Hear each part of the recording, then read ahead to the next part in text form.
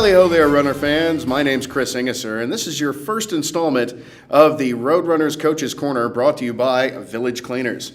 Today we're going to talk to head coach Josh Kamrass about the week past in Blaine, and we're going to look ahead to the games coming up this weekend against the Amarillo Bulls.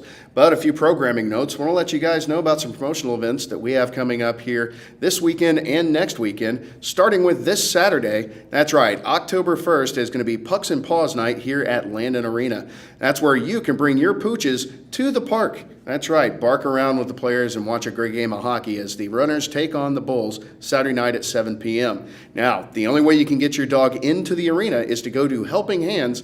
That's the Helping Hands Humane Society out on 21st Street and purchase a $5 dog ticket. That dog ticket, all the proceeds will go to Helping Hands Humane Society. Now, next weekend, next Saturday night, is also a big night here in Runner Nation. It's Faith and Family Night.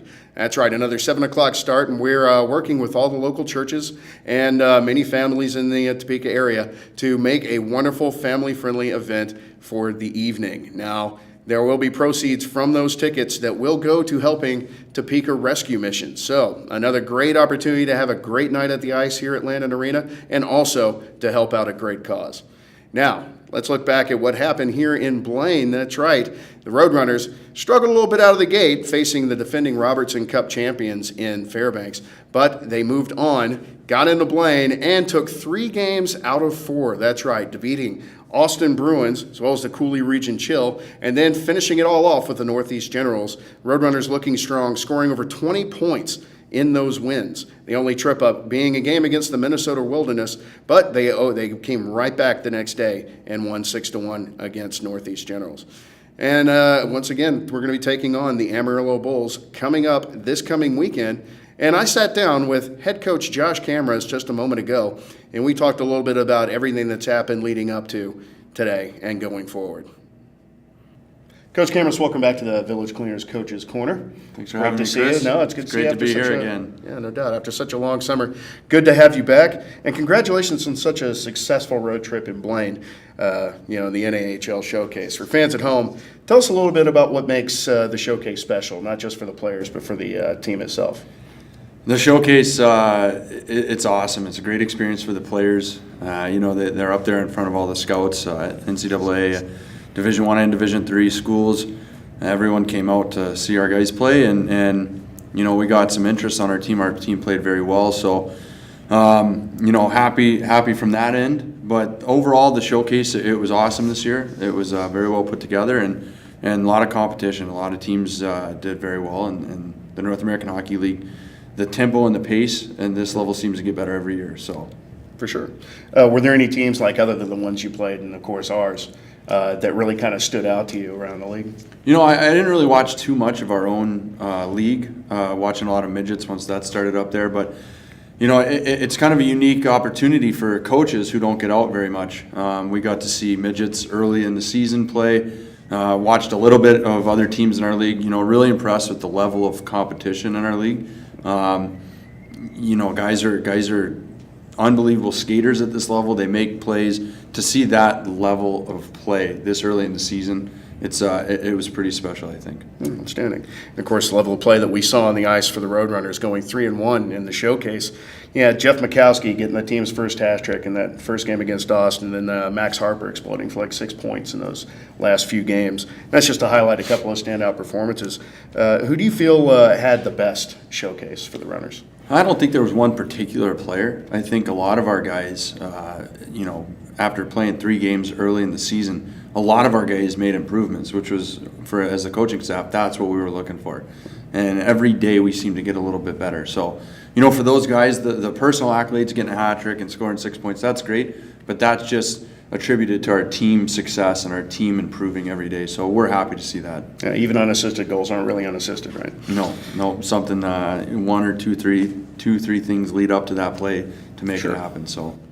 Not to dwell on the opening series against Fairbanks, but even though the team struggled to put the puck in the net at times, There were a lot of signs in those games, just the aggressiveness of the offense, the opportunities that they gave themselves, that kind of pointed towards a team that could put up a lot of points this season. And you sort of saw a little bit of a foreshadowing of that in Blaine, I think. Do you think that the 20-plus points we scored was kind of an aberration, or was it a trend, something that fans can kind of expect? I think if I'm correct on the stats, I think we're still playing catch-up to the amount of goals we gave up from that first weekend. So, it was as a younger team that first weekend. It was a pretty tough weekend. Or a lot of guys are probably doubting themselves, doubting systems, all that stuff. But our team and the concept that we kind of took this year was have our group come in early and get to know one another on a personal level and stay away from the ice.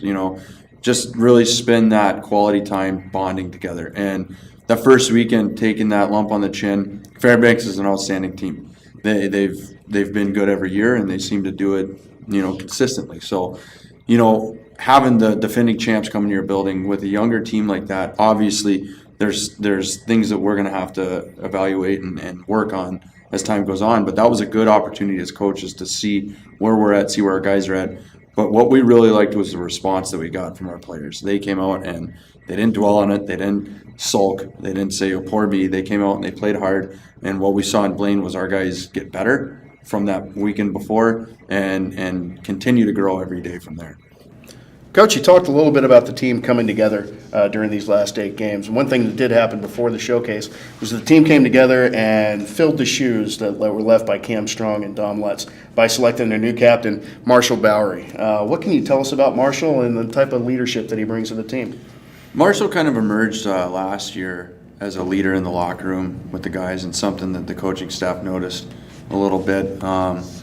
We had some conversations with Marshall early this year, and we noticed that his leadership style matched our leadership style, the captain being an extension of the coaching staff and trying to get that message that we want in the locker room to the guys. And he's done a tremendous job so far this season. Again, for us, it's building the relationship with the players and the players building the relationship with each other. So at the end of the day, that's what it's all about. And I think Marshall's done a fantastic job of that so far. What's the process that everybody goes through when assigning the assistant captains? How does that work out? It's different for every team and every season. I think sometimes you may not have that guy who you really know early on as the captain and has the locker room and their attention. Other seasons, right away. So really, it's just a process, and time usually those guys emerge.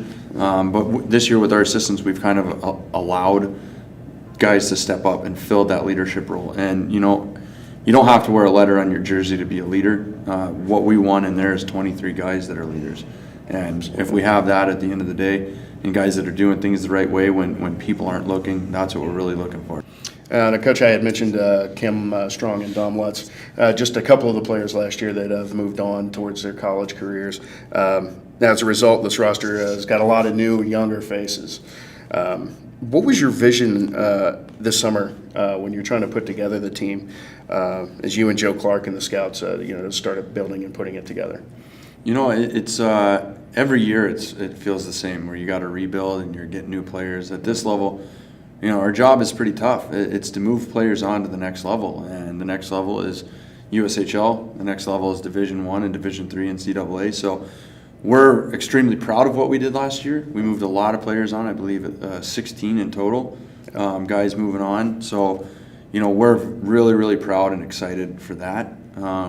With that, you got to get new players. So our scouts did a tremendous job. Obviously, we have our 2 camps. The selection process begins in early May, and we have our draft, and then we have our second camp in July. So the guys that we found, they were more pieces to the puzzle that we were trying to build, and guys that we thought they may not be the most elite talent, but we were looking for the right guys. Guys that will fit into the room, and guys that can, fill a role early and continue to develop in that role. So that was something that we looked for, and our scouts did a tremendous job over the season. Absolutely.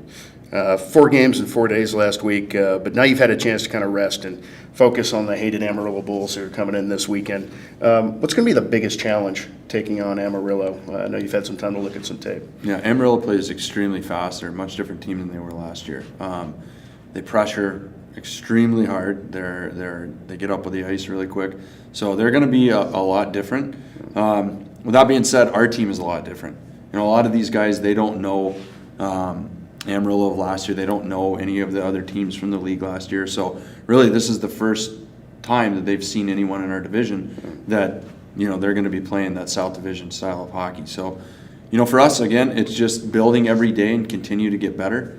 We do a lot of stuff in practice where we're developing skill and working on our system. So we've been fortunate so far this season that the guys have really, they've clinged on to that and they enjoy it and they're working hard every day. So we're really proud of our group so far. No, for sure. And you talk about all the practice and the time you guys have put together, particularly in gelling. 8 games in, like with the lines, the way you pair guys in the offensive zone, the way you pair guys out in the defensive zone. How settled is that starting to become? Is it, at this point, something you're still tinkering with, or is everything starting to sort of fit together? I think a little bit of both. We'll make changes as the game goes on. If one guy is not playing his best game, we may move another guy who is playing well. We may move him up. So really, it's just a continuing process. It's never set in stone. Guys got to bring their A game every day, and I think that pushes the guys ahead of them and even the guys below them, to play at their best. And not everyone can play on the power play, not everyone can play on the penalty kill, but everyone can serve a purpose within our team. And that's something that our guys have done a tremendous job so far. They're all playing for each other, and they're all here with a purpose. Excellent. This weekend, spoke of Amarillo. This Saturday, of course, being Pucks and Paws night. And, can we expect any of your dogs? One of the 3 little wee knee nippers coming to the office? No, we brought a dog last year, and he didn't like it much. He's not a hockey guy, so he's going to stay home. I don't know what he does at home, but he's not coming to the game this year. No, for sure. Which one was it? Brody. Brody came. Yeah, my Wheaton Terrier. He's 10, and he's been through thick and thin with me all the way through college. So it's my boy. Now, as a dog man, how important are events like Pucks and Paws, where the runners come together with an organization like the Humane Society to raise money for what's a great cause? Yeah, I think it's tremendous. Like we've done this a couple years now, I think, and you get to see all the different dogs, and people love dogs. You always want to go up and pet them, so it's fun. Our players will love it. For the purpose that we're doing it, it's great to help dogs in need and to help the Humane Society. I think that's a great cause. So really, all around, it's a win-win for both us and the dogs and the Humane Society. So couldn't be prouder of what we're doing there. No, absolutely. Coach, thank you for your time today. But before I let you go, it's time for the Village Cleaners Fan Forum. These are questions that we got off of Facebook and Twitter, questions for you from our fans. Let's see how you do. First question today is from Justin Rogers, who asks, what is the biggest improvement you've seen from a team perspective from opening weekend to the last 4 games? Overall, our play as a team, we're more aggressive. We're sticking up for each other. Our last game got pretty physical, and our guys were right in there. They didn't back down. Overall, we're better with our systems, but really we're utilizing our skill and our speed more. So when we do that stuff, we'll have success, and we're really excited about our team. But it's not a one and done. The Blaine Showcase is you're not winning a championship in September, so Sure. it's a continued process for us, and something that our guys seem to really want to do and look forward to doing every day. Outstanding.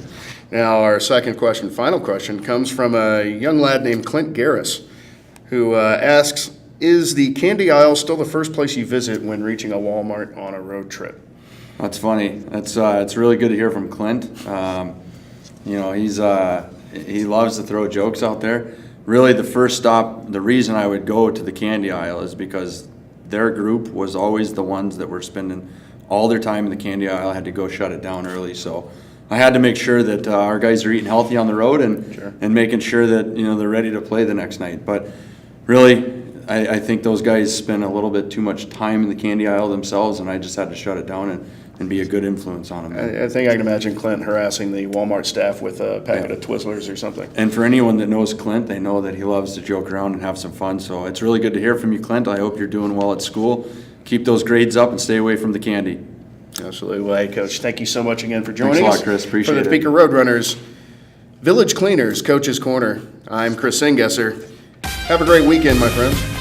Don't forget, runner fans, you can be a part of the Roadrunners Coach's Corner, brought to you by Village Cleaners, by sending questions in the comment section below or heading over to Facebook and Twitter. We're going to ask the questions to the coaches or the players, and you'll be on and a part of the Roadrunners Coach's Corner.